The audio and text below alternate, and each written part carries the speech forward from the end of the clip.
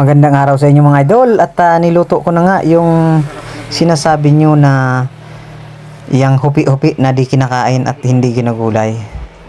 Mga idol, ganito yan. Hindi naman pwede ako gumawa ng gulay na hindi kinakain kasi maraming nanonood. Mamaya-maya gagayahin nila tapos hindi pala kinakain. Ang totoo niyan, kinakain po yan. Kaya ko po nalaman na kinakain yan kasi may pumunta dito na para hagot na taga Nueva Ecija daw siya. Ngayon, nung nakita niya yan sa bukid, kinuha niya at gugulayin daw niya. Kasi daw sa kanila, kinakain yan. Kaya nalaman ko na ginugulay yan. Nagtanim pa siya ng ganyan dun sa kubo-kubo niya na maliit. Kasi nakikihagot siya sa aming abaka. Ang pagluluto po niyan, kagaya rin sa kinasanayan natin na gabi. 45 minutes to 1 hour para lutong-luto siya. Ngayon lulutuin ko na. Bali dahon lang yung lulutuin ko dyan para madaling lumambot. Yan, pinanipis ko lang ng ng hiwa para hindi na mahirap lutuin. Ayan, oh.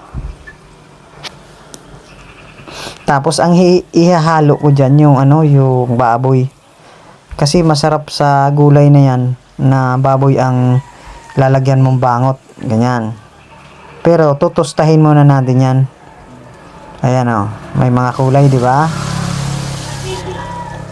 Pagkatapos nating tustasin yan, tapos maglagay tayo ng yung oil ng karne, yun din yan ang ilalagay natin do sa sibuyas bawang. Ayan, lalagyan na natin ng gata. Masarap yan mga idol. Yan. O, paluto na siya.